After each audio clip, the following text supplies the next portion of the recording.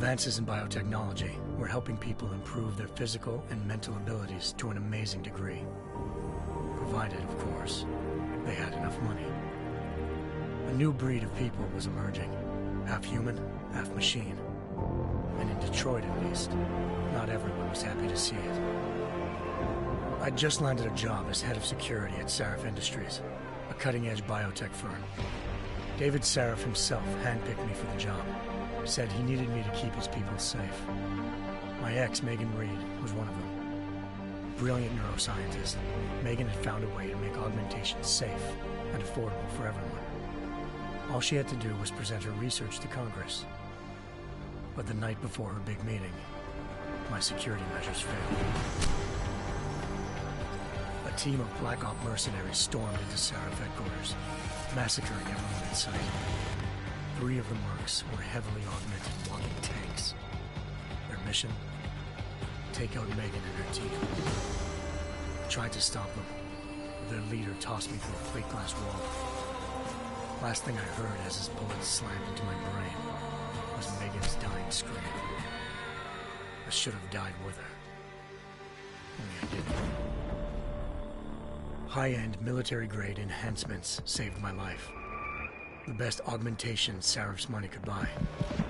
It took me half a year to get a feel for her. Should have taken longer. But 6 months into my recovery, Sarif Industries was attacked again. This time, by a radical group of pro-human purists.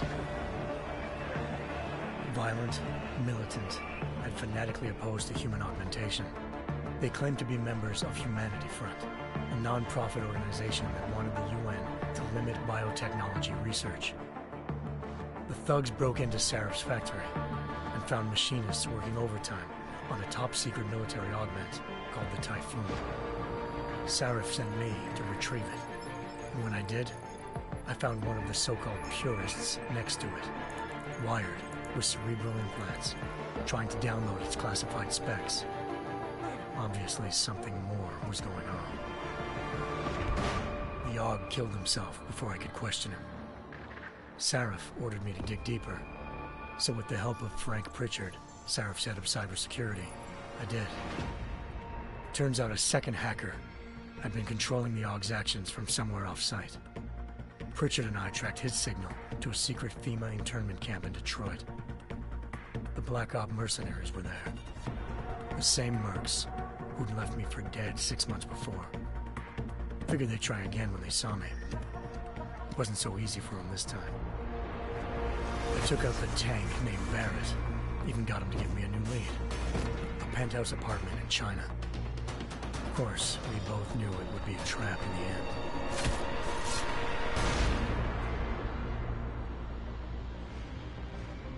Hengsha Island, China. Home to a city so crowded, they had to build a second city on top of it. Trying to find clues in Hengsha wouldn't be easy. Lucky for me, I wasn't alone. Farida Malik, Sarif Industries' ace pilot, had lived in Hengsha before. A good person to have on your side. She knew enough about the place to get me around. Malik dropped me in the lower city, close to the penthouse Barrett had told me about. Bell Tower Associates, a private security firm under contract to the Chinese government, had agents tossing the suite when I arrived. Just not for the reason I'd been expecting. Turns out the man who lived there was a criminal hacker named Van Bruggen. The same hacker who'd been remotely controlling the AUG in Sarif's factory. Van Bruggen's panicked decision to force the man to commit suicide had been a mistake. Now his mercenary partners were gunning for him, and I needed to find him before they did. Locating Van Bruggen meant playing nice with the Triads, Hengsha's organized crime lords. They had the hacker holed up inside a low-rent capsule hotel. By the time I found him, Van Bruggen had no qualms giving up the woman who hired him. Zhao Yunru, president of the Taiyang Medical Corporation. According to Van Bruggen, Zhao wanted to monopolize the augmentation industry and had hired Black Op mercenaries to destabilize her competition. Sarif Industries was at the top of her list. To prove this, I needed to get inside TYM and grab a surveillance hologram off a server. I suspected Van Bruggen was hiding something when he told me this. nothing could have prepared me for what I saw. Megan wasn't dead. She and her 4 best researchers had been kidnapped, spirited away somewhere while their kidnappers made it look like they were dead.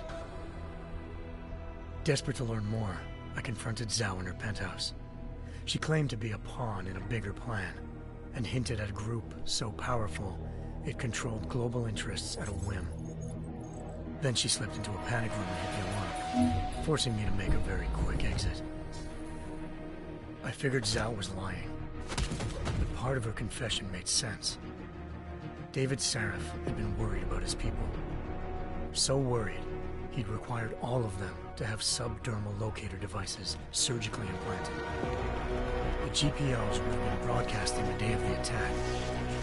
But Zhao said a single call to Picus, the world's leader in global 24-hour satellite news, had turned those signals off. I needed to fly to Picus headquarters in Montreal if I wanted to learn more.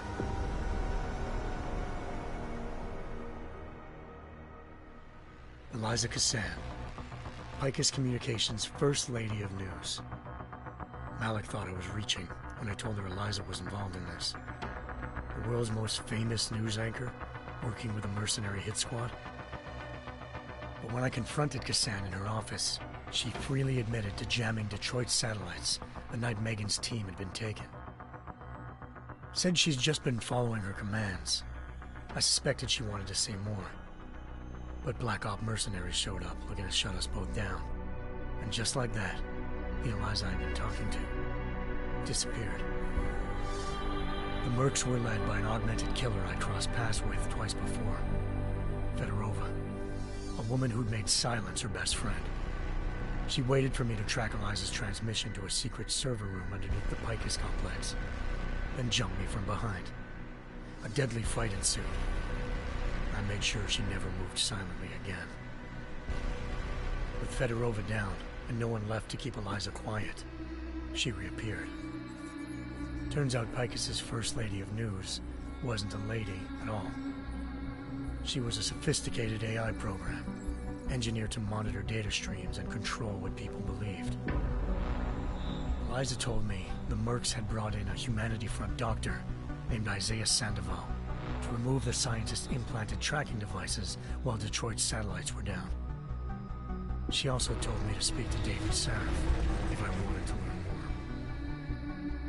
more. By the time Malik and I got back to Detroit, tensions between normal and augmented citizens had reached a flashpoint. Riots were breaking out in several cities, and the UN was being urged to intervene. Sarif was trying hard to convince Hugh Darrow, the inventor-turned-philanthropist who'd once been a leading proponent of enhancement technologies, to help stop a possible regulatory vote. Sarif had a lot riding on Darrow. Megan's discovery would have given millions of people the chance to evolve beyond their normal human abilities, and at the same time catapulted Sarif Industries to the top of the Fortune 500. According to Sarif, Megan's kidnappers knew this, and didn't want people evolving unless they controlled how it was done. He called his enemies Illuminati, and urged me to keep searching. Determined to do so, I tracked down Sandoval via America's most outspoken augmentation opponent, Bill Taggart, Sandoval's boss and founder of Humanity Front. Sandoval admitted to operating on Megan's team when I confronted him, but said he hadn't removed their GPOs. He'd merely switched them to a different frequency. Pritchard was able to trace one of the signals to China. Malik and I immediately took off in pursuit. Unfortunately, the Illuminati were one step ahead.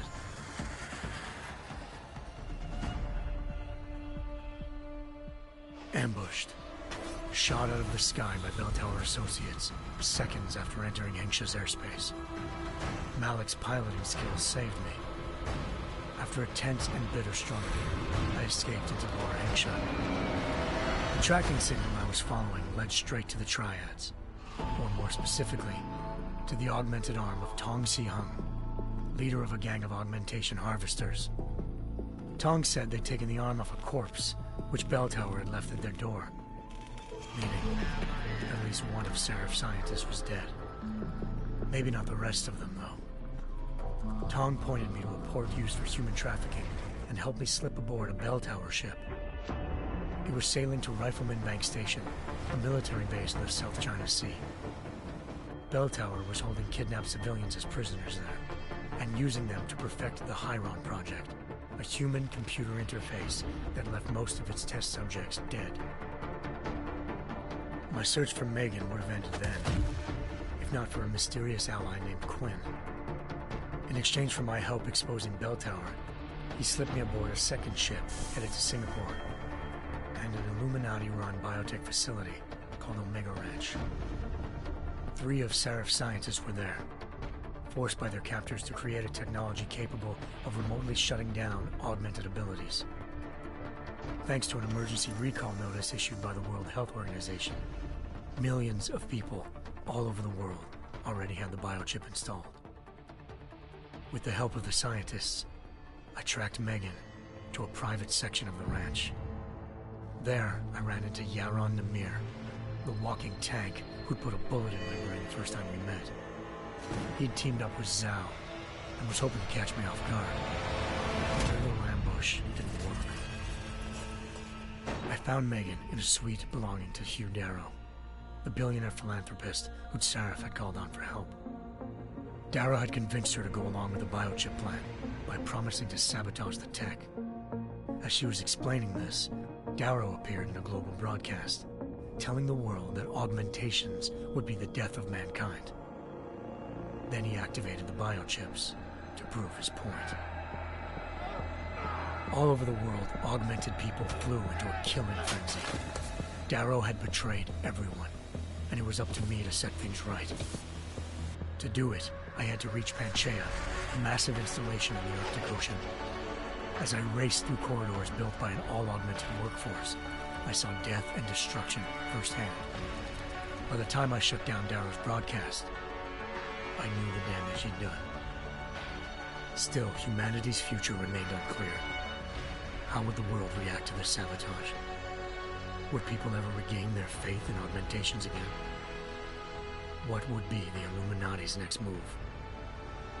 Only time will give us the answers.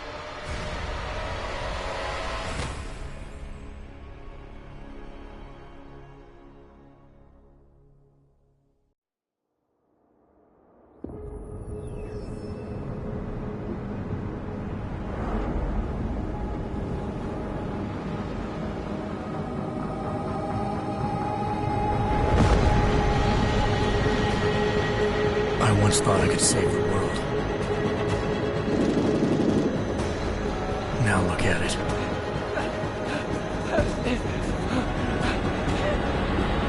In yet another augmented terror attack, 251 passengers aboard sister airlines Flight 451 were killed when an augmented passenger broke into the plane's cockpit and ruthlessly butchered its flight crew.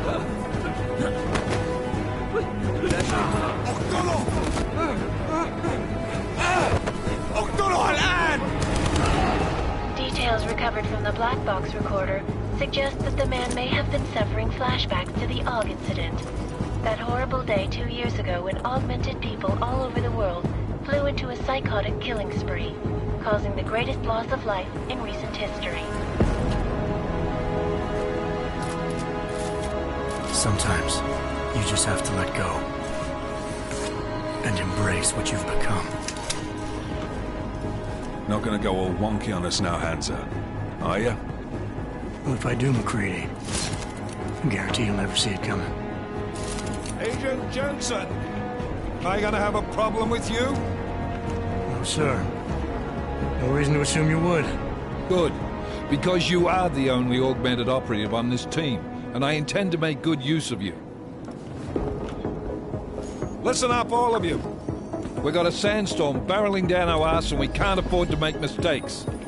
We're going after this man, an arms dealer named Shepard. He's ex-Bell Tower, one of the Special Forces commanders who disappeared during the incident. And he's come out of hiding? That cannot be good. It's not. He's selling weapons and military-grade augments to terrorists. This is Aran Singh, the undercover agent who lured Shepard out of his hole. Best you see Interpol's got. For 3 years he's worked hard to get in tight with the Jinn. an Iraqi smuggling cartel that's infected the Eastern Hemisphere like a plague. Last week, our arms dealer sent a message to the Jinn, offering to sell them a shitload of black market merchandise dirt cheap. They told Singh to handle the buy. They're not gonna like it when Interpol disrupts their party. Is Singh's cover really that good? It is right now. We need to keep it that way. This is where the deal's going down. A half-finished high-rise hotel that's been abandoned ever since the incident. It's not a pretty picture inside. Let me guess. Most of the laborers were augmented with heavy-duty industrial rigs. So when the incident hit, and they all went schizo, things got gruesome real fast. And no one, except for some homeless junkies, have been inside the place ever since. So what's the plan, Director? Singh's meeting Shepard on the ground floor, inside the hotel's main atrium. He sent the bulk of his Jinn crew to the penthouse levels to secure a vantage point. I want McCready's team to take up positions overlooking the atrium and make the arrest. Jensen, you're going in solo from the roof. My objectives? Keep the Jinn from joining the party. As far as we can tell, only one route connects the atrium to the penthouse level, a halfway decent elevator shaft. Here. I want you to block access to it. Fine. Just cut me loose. Do you plan on relying solely on your augments for this one? I'd recommend taking a little hardware, just to be sure.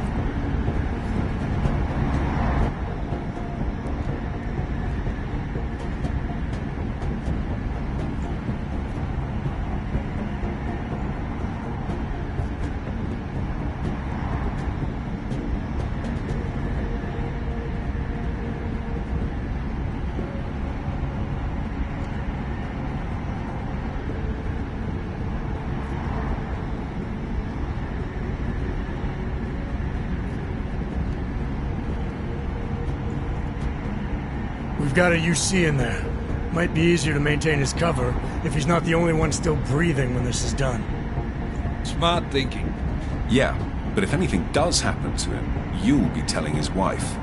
After you get out of the hospital, of course. What about range?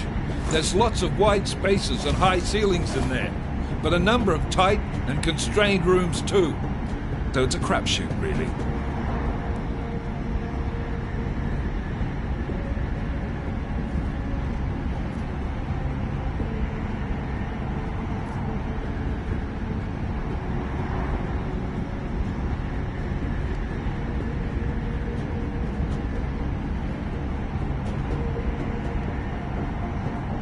Well, I'm not looking to play dice with anyone in there. Give me something with distance. Your call. Less chance of being seen and compromising Singh that way. One last thing, Jensen. Singh said the Jinn are using some sort of portable Wi-Fi device to boost communications. He's got a better chance of maintaining cover if you disable it. I'll keep an eye out for it. But aren't we on the clock here? You said there's a sandstorm moving in. There is, and we got the intel on this mission at the very last minute. So we're scrambling a little. If it comes to it, your number one priority is keeping the Jinn out of that atrium. Copy that. Time to put away your heavy thoughts, gentlemen. We're approaching the target building. You're up first, Jensen. Let's do this. Task Force Actual. This is Knife Leader. Engage Hush drives and descend to Angels 1-5.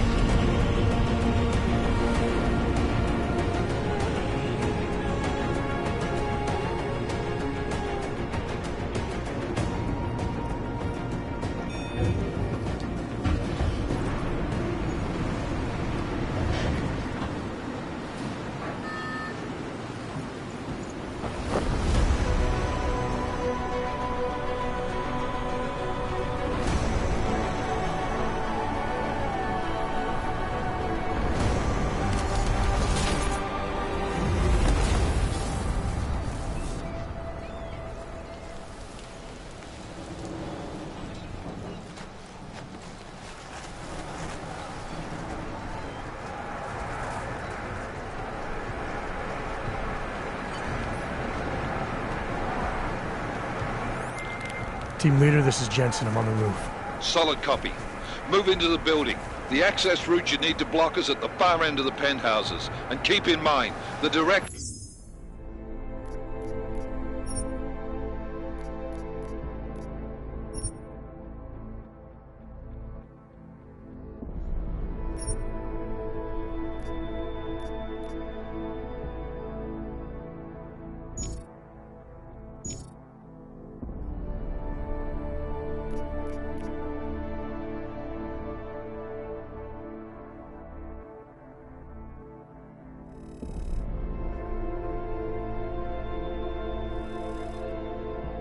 might not be the easiest one.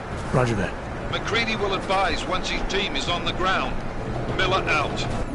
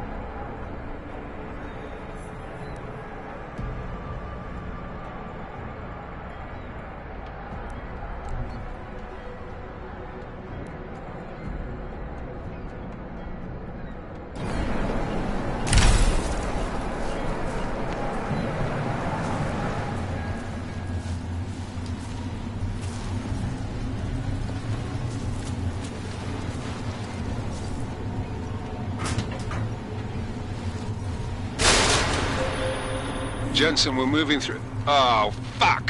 What's wrong? The Jinn have got a few Jennies up and running. Gonna have to hack keypads. You should enjoy it, McCready. They have colors and shapes. Just remember, red means bad. Fuck you.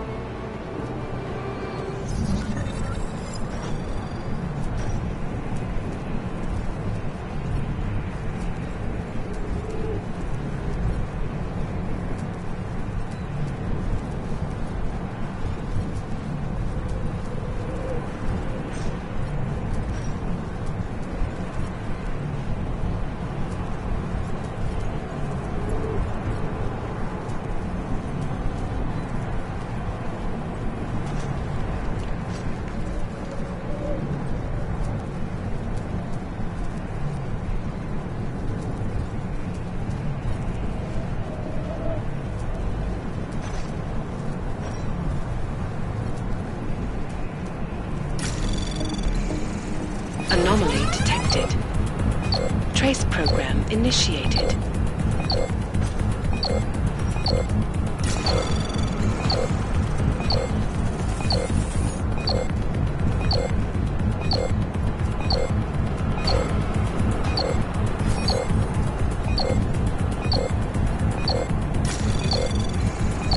Access granted.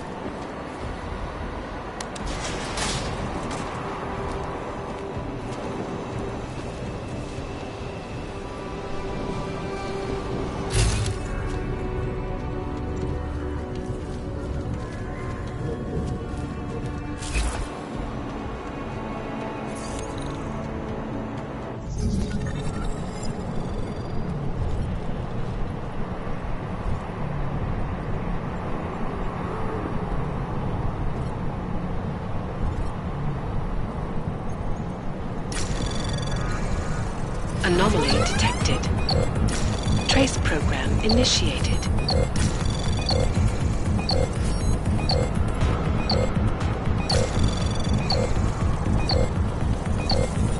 Access granted.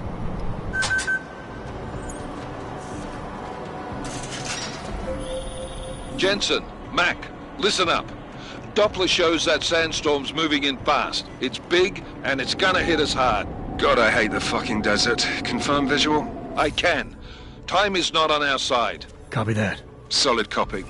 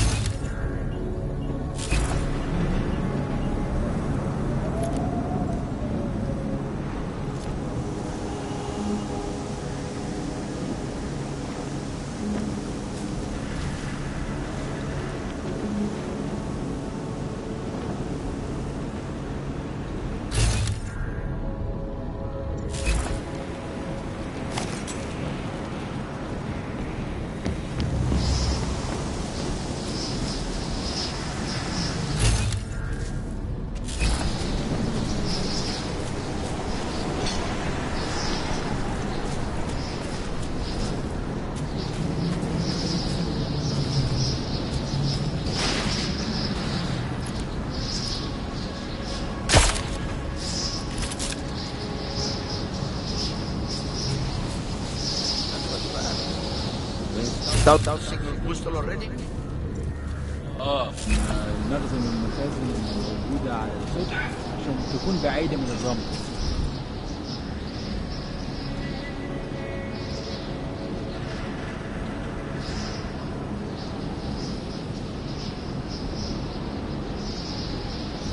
Good.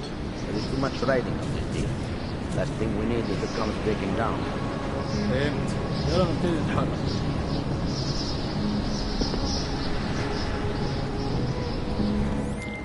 McCready, how you making out? Slower than expected. It's like someone's tilled a fucking cemetery down here. Say again?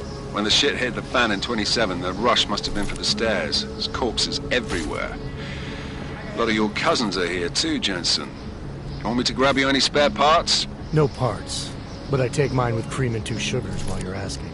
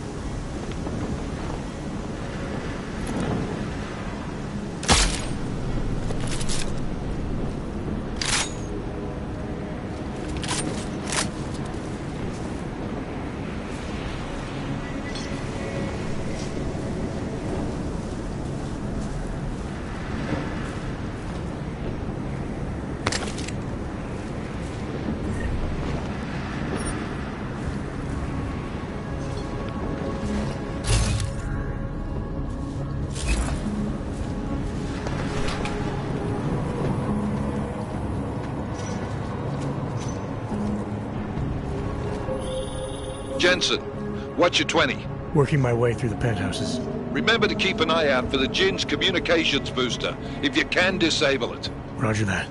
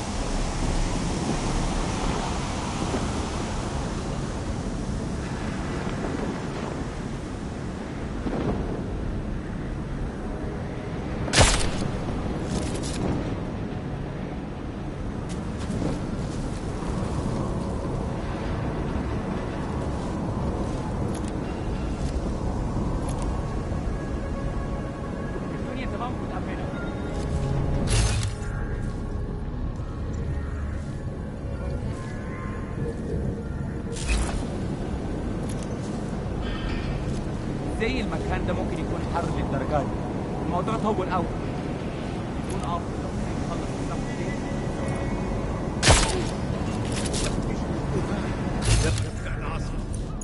لازم نروح نشوف الموضوع ده. ده ما بيسمحش يكون حد من الرجاله. لازم يكون في حاجه، اي حاجه. روح بص عليه وراقبه. سلاح عالي ولا ضد عالي؟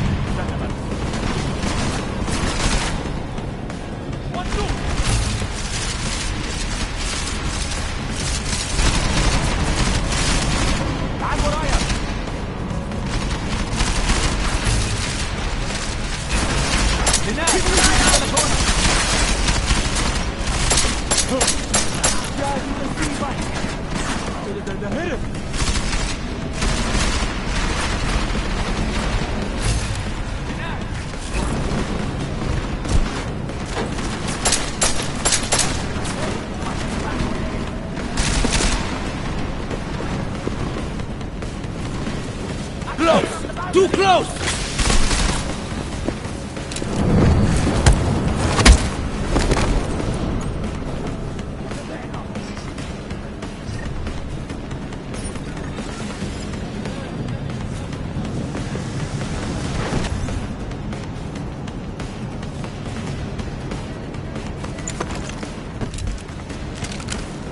Cover me! I see him on the balcony!